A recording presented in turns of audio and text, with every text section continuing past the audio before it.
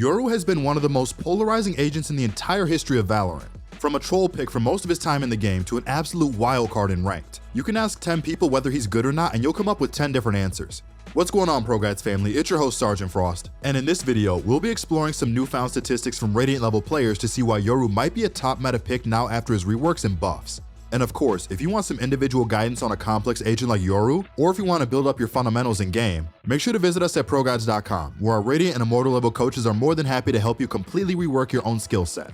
The link is in the description, and now let's get started. To the community, the meta didn't change much after the Yoru rework. Many still hold the belief that Yoru is a subpar duelist, but I think we can all agree that he's doing better for himself for sure. But if you look at some of the top Yoru players in the world right now, the stats are starting to point to an interesting situation. From the looks of it, top tier Yoru mains are having an absolute field day playing in high ranks right now. When you start to look at some of the most consistent players in the game, you can look at their win rates on certain agents and gauge how buffs or nerfs on characters affect their gameplay. Some fantastic examples of top players taking advantage of these changes are Who Framed Me and Cody. Combined, these two players have a total close to 3,500 Yoru games. Who Framed Me Yoru's win rate went from 370 games at 45% in Episode 3 Act 1 to almost a 62% win rate in 200 matches after the Yoru buff. While Cody, who spent a while at rank number 1 in NA, rank 3 at the time of this video, saw an increase in his Yoru's win rate from 47% in Episode 4 Act 1 to almost 61% after the buffs. And when you also factor in the recent games where Forsaken dominated G2 with Yoru on bind, and I mean like 30 kills dominated, all our past preconceptions on Yoru being a weak agent could be completely wrong. Let's take a look at how some of the top level players are taking advantage of Yoru's latest buffs and what the secrets are to being consistent on this new and improved agent. But before we head into Yoru's secrets, we have to get to our question of the day. Where do you think Yoru currently sits in the meta? I'll be honest, I was a little skeptical at first since Yoru is still an agent meant for outplays. But lately, I've been playing a lot of Yoru and he's become so much more consistent as an agent. I think Yoru could potentially be one of the best duelists right now when mastered, and it's only a matter of time before more pros start using him. Let me know what you guys think in the comment section and let's continue. Yoru's flashes are super unique and have a multitude of uses for not only enabling himself but also helping his team frag out. His flashes make noise if used in range of enemies, so if you are able to flash from really far away, that flash will be silent and impossible to dodge. Tens displayed on stream how a well-placed Yoru flash can be almost undodgeable and undetectable. They can be thrown not only for himself as a viable pop flash off the floor or walls, but from long distance to enable his team to take space. This is even more of a fact when you consider that Yoru can flash in his ultimate while he's invulnerable and invisible. This makes it extremely hard for defenders to predict where flashes will come from. You will see most high-level players using Yoru's flash to follow up his clone ability to sell the idea that the clone is in fact a real Yoru. Speaking of the clone, this ability is one of the highlights of Yoru's rework. Some of the best Yoru players in the game will often set up their clone for success with their flashes and other util. You will also see players like Exter to angle the clone to look more realistic when walking out of cover. When the clone is shot by the enemy team, the following clone flash is one of the longer flashes in the game. The clone is a massive disruptor when pushing onto a site, mainly because how the flash emits rarely ever blinds your own team. While the clone also trips all Cypher, Chamber, and KJ util as well. The hardest part about using the clone is being unpredictable with its usage. If you send the clone first every time, the enemy team will start ignoring its presence. You might want to consider faking being the clone yourself to keep the enemy guessing. You can also paste the clone in a location to be activated at later rounds. This is fantastic to use on defense or when you're coming out of your ultimate. Yoru was born to create chaos with his utility, and that's where his FAKEOUT truly shines. GATECRASH is by far the hardest to master piece of Yoru's utility. His whole agent identity revolves around the idea of conditioning the enemy team into making misplays or giving them false info. The key to using his GATECRASH on offense is to only take into TP if you know you will be safe taking it, or if there is some sort of utility backing up the TP, like how Cody only TP'd in after a breach stun backside. An example being, before the best Yoru players take a TP, many of them will throw a flash in the area of the TP. When timed correctly, the enemies playing around the TP will be easy frags. On defense, players like Cody will take advantage of the TP to quickly rotate to the site under the most pressure. At the start of the round, he will send a TP to B site, for example, and play A. If the enemy team shows presence B, he will take the TP and immediately send the other GATECRASH back towards A.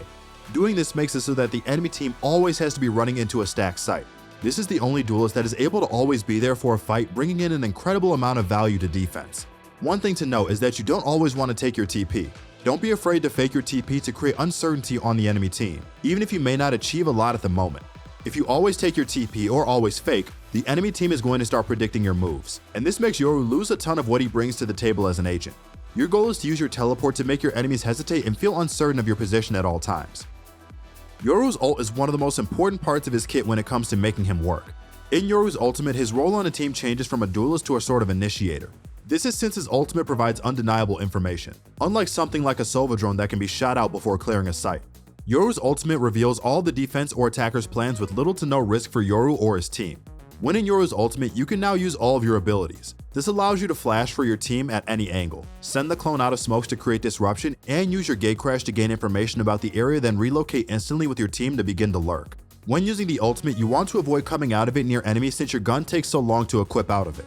Make sure to come out of your ultimate behind cover or after flashing, where you can follow up with your clone to sell the idea it's actually the real Yoru. In order to begin arguing a case for Yoru to be not only a viable agent, but a top-tier agent, it's crucial to understand what he offers over his counterparts. The main job of a duelist is to enter onto site for your team and to apply pressure to neutral zones on defense. Neutral zones in Valorant are areas of the map that neither defenders or attackers start the round in control of. These areas of the map are the most dangerous to contest, so agents with flashes and escapes have the greatest impact inside of them. An example of a neutral zone would be B main on Ascent. Neither team starts with control of the area, but often you will see duelists contest this area. A duelist's ability to fight for this space, and the more safe they are in doing so, tends to determine their value on a team. Making space on site also favors characters with movement, flashes, and smokes. It's safe to say that Yoru's kit provides more to most team comps on almost every map, rather than the other duelists if played correctly. But he's not played as an individual duelist like a Jet is necessarily when taking control. Yoru's kit allows him to be a map-wide influence with his ability to rotate and his flashes that allow not only him but his team to create space. Yoru wants to always be around the fight whether it's on attack or defense, so always make sure your TPs are placed in a way that helps your team. Some duelists can create spaces without any help, but playing Yoru as a standalone entry doesn't take full advantage of his kit. You want your team to gain information for you before a site hit. This way, your clone is more likely to be fired at and after a TP where you aren't able to shoot so your team can back you up. The key to being successful on Yoru is finding the balance between aggression and patience while staying mostly unpredictable. Yoru's role slightly changes when he's in his ultimate. In the ultimate, Yoru becomes more of an initiator info gathering agent rather than a duelist. Use your utility to set up your team and make sure you can calm every detail about the enemy team. If your team is going to be running into a site stack, for example, make the call to rotate or slow down to avoid an unfavorable round.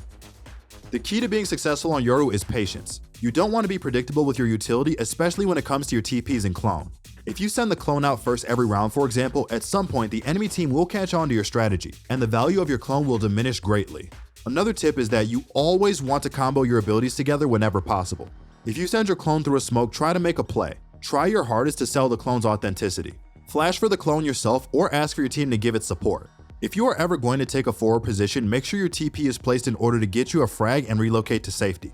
The biggest strength Yoru provides is his unpredictability, and it's only better that since Yoru is not meta at the moment, no one knows how to deal with him well. So a good Yoru can take over a game with little resistance.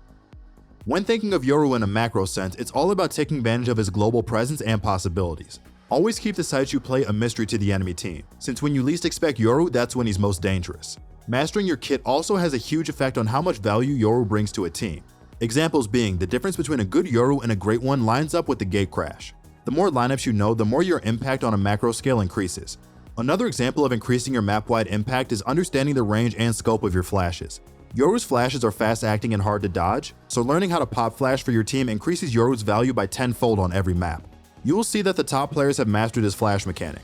Although you'll have to take a look at top players to find flash lineups and cool spots to catch people off guard. There are still some very basic ideas like flashing off the floor through a smoke or throwing a flash behind you when swinging. Yoru is one of the dark horses of Valorant since he is one of the most unique kits in the entire game. Since Yoru doesn't have a large amount of players, he's a wrench in the plans of other teams, and his meta almost has limitless potential to be evolved. Mastering Yoru could be a secret meta to aid in your climb to your desired rank.